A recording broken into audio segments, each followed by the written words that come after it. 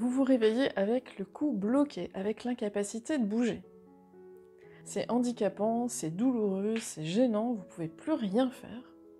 Et ça arrive bien trop souvent. Alors vous vous dites que vous avez certainement eu une mauvaise position pendant la nuit ou vous avez attrapé froid. Et si tout cela était faux? Et si c'était émotionnel?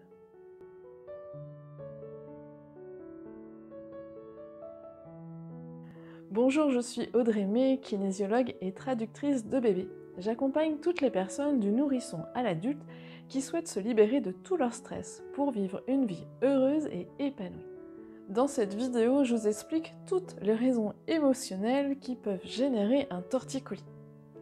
Avant cela, je vous invite à vous abonner à ma chaîne, à actionner la petite cloche qui est juste en dessous, de manière à être les premiers avertis de mes nouvelles vidéos. Et je vous retrouve tout de suite sur Facebook et Instagram. Alors, un torticolis, c'est quoi? Eh bien, c'est quand nos muscles ont décidé de se contracter de manière involontaire qui nous donne un coup tordu. Oui, notre corps est merveilleux. Comme je vous dis toujours, dès que vous avez un problème physique, une douleur quelque part, un symptôme, c'est que votre corps a besoin de vous dire quelque chose. Ainsi, dès que vous avez mal quelque part, je vous invite à vous demander ce qui s'est passé dans les heures, les jours, les semaines avant ce problème. Qu'est-ce que j'ai entendu? Qu'est-ce que j'ai vu? Qu'est-ce que j'ai vécu que je n'ai pas digéré?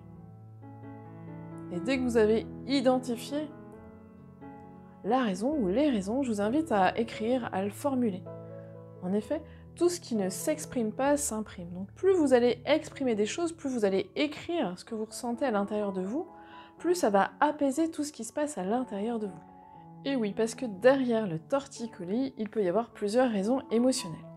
La première question que je vais vous demander, c'est quel mouvement vous n'arrivez pas à faire? Est-ce que vous n'arrivez pas à faire ce mouvement-là? Ok. Si c'est ça, à qui ou à quoi vous n'avez pas réussi à dire oui ces derniers jours ou ces derniers instants?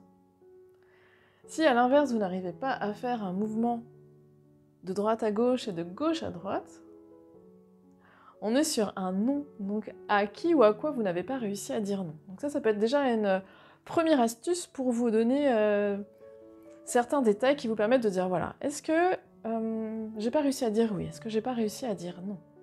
Derrière le torticolis, il peut y avoir aussi une situation dans laquelle je me sens bloquée. Je n'arrive pas à regarder à droite, à gauche, je n'arrive pas à élargir mon champ de vision. Il peut y avoir aussi une fuite, un sentiment d'infériorité. Un entêtement aussi, à vouloir absolument aller dans une autre direction, alors que vous êtes persuadé que c'est la bonne voie. Donc il peut y avoir vraiment un entêtement. Il peut y avoir une incapacité à parler avec droiture, à se fier à sa propre autorité, à son propre pouvoir. Comme si les autres avaient le pouvoir sur nous un peu. On va se décharger sur l'autre. On va faire en sorte que l'autre va choisir, que l'autre va faire à notre place. Il peut y avoir une incapacité à se fier à soi, comme si on devait se cramponner aux autres, comme si les autres étaient comme une sorte de tuteur, de pilier sur lequel on pouvait s'appuyer. Mais en faisant ça, vous vous éloignez de qui vous êtes, de votre propre autorité. C'est comme si vous étiez trop dur avec vous. Le torticolis va vous inviter à vous ouvrir aux autres, à vous apporter de la flexibilité, à être beaucoup moins rigide, à apporter de la souplesse. Le torticolis, il vous invite à vous écouter, à ressentir exactement ce que vous avez besoin, à vous recentrer sur votre chemin. Dans quelle direction j'ai envie d'aller? Qu'est-ce qui va me faire plaisir? Il vous invite à ça, le torticolis, à vous reconcentrer et à vous recentrer sur vous. Le torticolis, il vous invite à vous débarrasser de vos fardeaux, de tout ce qui est trop lourd à porter. Ceci est bien évidemment une liste non exhaustive. Il y a autant de torticolis qu'il y a d'histoires personnelles.